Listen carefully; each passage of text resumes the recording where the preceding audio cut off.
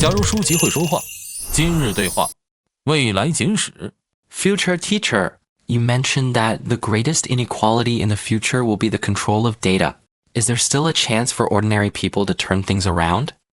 The definition of turning the tables is evolving. In the past, it was about redistributing wealth. But in the future, it will be about the awakening of data sovereignty. The key is not to fight against algorithms, but to understand why we are being coded. But we use smart devices every day. Does that mean we are already being controlled? When you think you're browsing freely, algorithms are defining you with 2,000 labels. Every link you click feeds the data behemoth that knows you better than you do. This is terrifying. Do we even have free will? What we call liking something might be an algorithmic trap triggered by dopamine. True free will arises at the moment we become aware that we are being programmed. But what about my job? I heard that AI is going to make us all unemployed. The danger has never been unemployment, but rather becoming part of the useless class. When society deems your biological algorithms less efficient than machines, that is when you face a civilizational level elimination. How can one avoid becoming part of the useless class? Cultivate 3 layers of capability that algorithms cannot replicate. The ability to make decisions in chaotic scenarios, the power of empathetic resonance, and the courage to ask the wrong questions. You mentioned in your book that dataism is the new religion, which is quite revolutionary. When hundreds of millions of people confess to social platforms daily, using likes as prayers and shares as sacraments, the flow of data has long become the new sacrificial ground. Isn't biotechnology playing God when it claims to design life? For the first time, humanity faces a genuine choice in evolution. To continue with the random script of natural evolution or to write the source code for life too. Zero ourselves. This is not a choice but an inevitability. Ordinary people don't come into contact with advanced technology. So what does it have to do with us? When companies use genetic testing to screen employees and insurance firms price policies based on brainwave data, the biowarfare has already seeped into everyday life. How can we protect our privacy then? It feels like there's no place to hide. Privacy protection is a false proposition. The key lies in employing data pollution strategies, actively generating contradictory, behavioral data to ensure that algorithmic models always lag behind true human nature. What exactly do you mean by data hegemony, which you have repeatedly mentioned? Just as the medieval church monopolized divine authority, in the future, there will be tech priests who control the interpretation of algorithms. They will not only govern information but the entire system of cognitive construction. In that case, what value do the humanities and social sciences hold?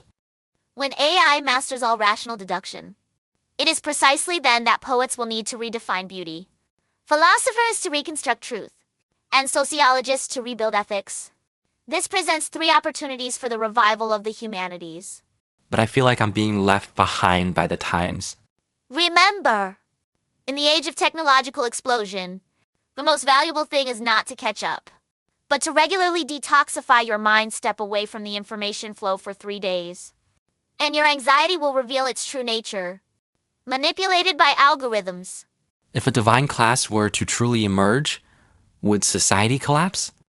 Throughout history, it has never been the technological layers that have collapsed, but rather the breakdown of value consensus. When ordinary people accept the new role of assisting humanity, a new equilibrium will emerge. What should those of us in traditional industries do? In Tokyo, sushi masters have already broken through centuries of tradition using molecular gastronomy techniques. Remember? Technology is the brush, and tradition is the paint. Only by blending the two can we paint the future. Is the younger generation's current obsession with virtual worlds a crisis? The metaverse is not an escape but the discovery of a new continent. The passengers of the Mayflower in 1640 were also seen as madmen escaping reality.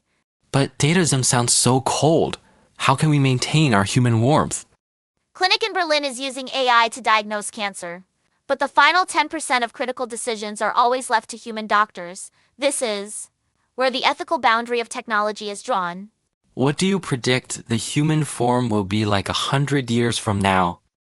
3 evolutionary branches will emerge.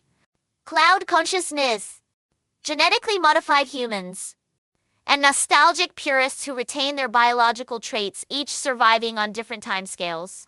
Should such a future be anticipated with hope or with fear? When 5th-10th century navigators faced the abyssal oceans, they could not distinguish between fear and excitement. True futurists will recalibrate the definition of hope in the storm of algorithms. What should ordinary people do to prepare now? Do 2 things every month. Read 30 pages of a counter-utopian novel deeply. Plant and nurture a living organism. Only by maintaining reverence for primal intelligence can we coexist with machines.